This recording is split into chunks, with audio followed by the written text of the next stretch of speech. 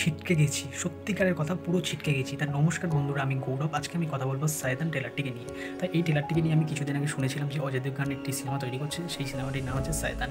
তা আমি সত্যিকারের কথা বলতে এটা নিয়ে আমার মধ্যে কিন্তু সেই বাস ছিল না, কারণ আমি না টিজারটা দেখিনি সত্যিকারের কথা। তা আজকে হট করে ইউটিউবে দেখি একটা নোটিফিকেশন আসলো যে সায়তান ট্রেলারটি আমি ছাড়লাম, দেখে আমি পুরো পাগল হয়ে গেছি। আর আমার সবথেকে ভালো লেগেছে এখানে আর মাধব পান, যিনি 3 ইডিয়টসে ছিলেন, ফারহান ক্যারেক্টারটি করেছিলেন, তিনি তো দারুণ অভিনেতা।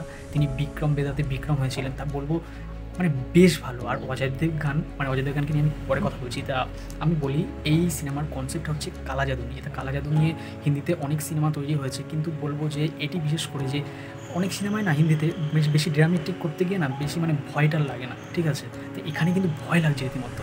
মানে যে ব্যাকগ্রাউন্ড মিউজিকটা বাজছে, তারপর হচ্ছে আর মাধব খানের তার যে মুখের এক্সপ্রেশন, ঠিক আছে।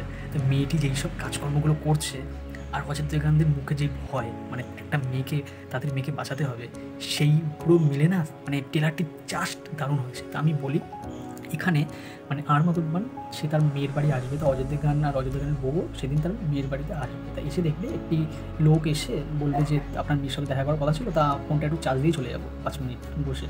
তা ফোনটা চার্জ দেবে, তারপরে লোকটি আর যাচ্ছে না। তখন না অজয় দেবগন দেখাবে যে পরের সিনে অজয় দেবগন পে করে দিচ্ছে লোকটিকে, যে সুবিধার না মনে হয়।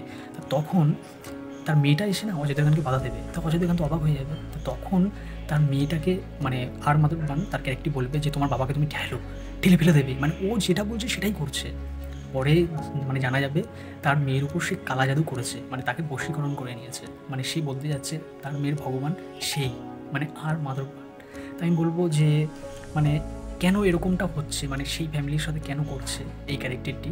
তা সেটা নিশ্চয়ই তার পরবর্তী ঘটনা তো আছে, সেটা সিনেমা হলে গেলে দেখতে পাবো আমরা। তা আমি বলবো এটা কিন্তু একটা রিমেক সিনেমা। তা বলবো রিমেক সিনেমা অজয় দেবগনের হাতে যখন আসে, তিনি কিন্তু তার ক্যারেক্টার বা সিনেমাটির কী বলবো ঘটনা তিনি কিন্তু চেঞ্জ করে। আর ভালো লাগে ট্রেলারটি দেখে, যে আমি কিছুদিন আগে বলছিলাম না কিছু ট্রেলার আছে যেগুলোকে দেখলে মনে হয় যে না সিনেমা হলে যেতেই হবে, সেরকম একটি ট্রেলার কিন্তু হয়েছে এই সায়তান ট্রেলারটি।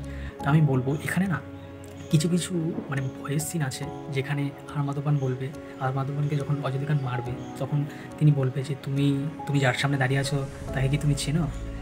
সেই জায়গাটা না তার পুরনো রিভিল হবে তার রূপটা, সেখানে ভয় লাগবে রীতিমতো। তার যে এখানে কাটা, এখানে রক্ত, যে তার হাসি, সে তো দারুণ অভিনেতা, বেশ ভালো লাগছে। এই সিনেমায় কিন্তু অজয় দেবগনের থেকে আর মাধববান তার কিন্তু প্রশংসা বেশি পাবে যখন সিনেমাটি রিলিজ হবে। তার অভিনয় করার অনেক কিছু আছে, হ্যাঁ। তো অজয় দেবগনও কিন্তু ভালো অভিনেতা।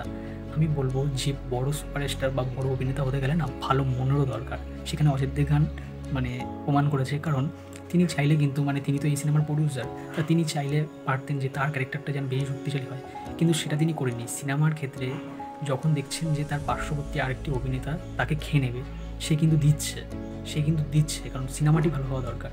আমি বলবো অজয় দেবগন সত্যি ভালো, তিনি প্রডিউসার হয়েছে, তাকে যে সুযোগ দিচ্ছে। আর মাধববান তিনি হয়তো বেশি সিনেমা করেন না, কিছু সিনেমা করেন, সেই সিনেমাগুলি সত্যি ভালো হয়।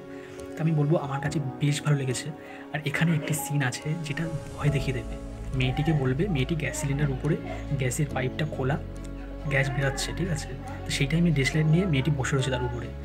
লোকটি যখন বললো আর মাধববান যখন বললো যে তুমি ডেসলাইটটি ধরাও, ও যা বলবে তাই করছে। তা মেয়েটি আগুনটা ধরালো, সেই টাইমে বন্ধ হয়ে গেল, ক্যামেরাটা রিভিল হয়ে গেল অন্য সিন।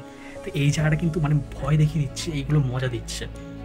আর একটা সিন আছে যেখানে আর মাধববান এরম করে মুখটা এরকম করে তার ক্যামেরাটা উপর দিয়ে এসে রিভিল হবে, তার যে হাসি, তার যে চোখ, ওইটা দেখে সত্যি ভয় লাগবে।